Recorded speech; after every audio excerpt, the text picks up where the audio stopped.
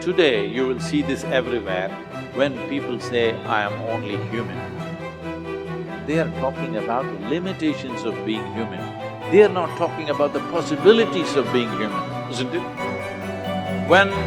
If we are the most intelligent species on the planet, if we are the most capable species on the planet, should we be talking about our possibilities or should we be talking about our limitations? You are the sum total of all of the choices that you've made up until now. And anything about yourself or your life that you don't like or isn't working or is mobilizing you is to be looked at in terms of, can I grow? Rather than, why did I do it, or isn't this wrong? I don't like what I've done. I don't like the fact that I can't do this well or I can't do that well. So I will list these things in my own repertoire, and then I will be constantly trying to repair those deficiencies, always assuming that I'm deficient, that there's something wrong with me, and I'm trying to fix it. And when you do that, you spend your whole life doing that. But in order to be the winner you were born to be, you must plan to win, you've got to prepare to win, and you must expect to win. And if you don't plan to win, and if you don't prepare to win, then you have no legitimate reason for expecting to win. The way that we think about ourselves determines the policies that we embrace, the laws that we agree to live and abide under. Those are all based upon our story. So all of a sudden you see the battle for our story is front and center. I mean, what could be more important than that right now? So when we talk about that battle, there's a battle for who we are and the way that we think about ourselves. You are creators who have come into this environment for the details that it evokes from you. But you are God force who insists upon alignment with the energy of your source. And it is our knowing that as you move forward from this day, never again will you feel negative emotion without blessing the importance of it. Because in the negative emotion is the indication that you are setting forth for this universe expansion. And instead of feeling a continuing of negative emotion, you're going to flip. You're going to take the bounce. You're going to feel the solution that your problem has pointed. So then as you begin to think about a new possibility, and your brain begins to fire in new sequences and new patterns and new combinations, and you begin to plan your behaviors, and you begin to review in your mind, mentally rehearse who you're going to be in your life. The mere action of mental rehearsal begins to install the neurological circuits in your brain. Now your brain is no longer a record of the past. Now it's in fact a map to the future. And if you were then to begin to emotionally embrace your future before it's made manifest, in other words, you're not waiting for your healing to feel wholeness. You're not waiting for your new relationship to feel love. You're not waiting for the mystical moment to feel awe. You're not waiting for your success to feel empowered. That's the old model of reality, of cause and effect.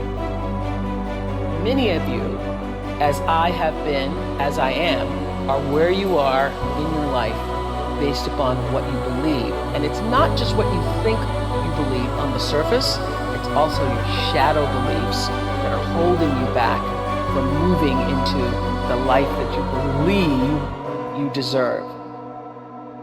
What I know is if you're not looking at the shadows, if you're not looking at what is subconsciously running through the tape in your mind, telling yourself you're not good enough, you're not worthy enough, you're not smart enough, you're not enough, which is a tape that's playing for a lot of people. If you're not conscious of that, then you end up acting out of that belief system and not out of what you know to be the truest or want to be the truest for yourself. How do you alter your mindset? The only path is through new awareness. You can receive advice all day long. Many people do. They love being told what to do. They're hooked on new books, new ideas, new lists. They learn and learn and learn in all directions except the one that matters most. Learning about themselves. There is no getting around this. It's hard to sustain new happiness without new awareness. You can go for the run, you can have the hard conversation, you can eat better food, you can wake up early, read at night, you can do it all. But does it make you happier? Deep down, long term, that's the metric. If it does, if you're happier, it's because you realize something new about yourself. The change was you. You recognized why your new habits shifted your outlook. It was about challenging your old mindset. We started with this idea that now was the time. It was the time to do more, to do better, to create the change and go for it, do it. If now is the time for change, make the change, but recognize what you are truly seeking. That your body may transform, your habits may improve, you may learn new ideas, but where did the change start? What was behind it all? It's always your mindset. To control where awareness goes, we're controlling where energy is flowing.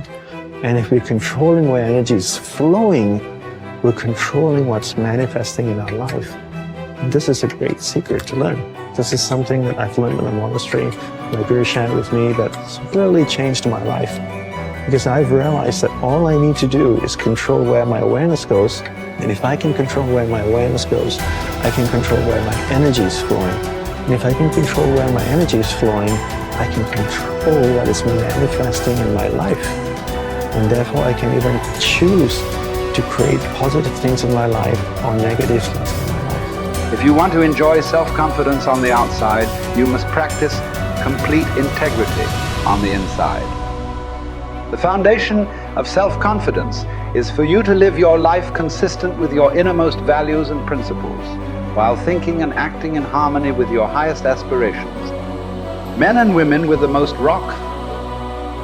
solid self-confidence are those who are absolutely clear about what it is they believe to be right and good and worthwhile, and who live their lives consistent with these values. Everything they do or say is an expression of their innermost convictions. Your whole world can fall down around you, but as long as you know that you are doing the right thing, you will have a deep inner sense of calm that will manifest itself in an attitude of confidence and self. In an attitude of confidence and self-assurance in any situation. You will have many ups and downs in life. But what is most important is that you remain true to yourself. Your true values are only expressed in your actions, in what you do. You can tell what you truly believe by observing what you do in any situation in which you have to make a choice, especially when you are under stress and pulled in two directions at once, with opposing demands or responsibilities. This is when your true values are revealed. The action that you take in any given situation will tell you which of your values is uppermost or whether you have any values at all. It is not what you say, hope, wish, or intend, but only what you do that counts. Your choices of the actions you take tell you unerringly who you really are. You can develop within yourself a superb set of values by acting as though you already had those values. You can develop integrity and courage and compassion and confidence by behaving as though you already had these qualities. The more you act the part, especially when you demonstrate these qualities under stress or when you feel like doing or saying something else, the more rapidly these qualities become a permanent part of your mental makeup. The more you practice good values, the more rapidly you become a truly superior person. The keys to developing the unshakable self-confidence that will make everything else possible for you are self-control, self-mastery, and self-discipline. Self-confidence can come directly by behaving in a self-confident manner, but more often it comes indirectly by doing and saying the things and practicing the behaviors that lead to self-confidence. The most important self-development behavior is living consistently with your highest values at every opportunity. Appreciate how special you are.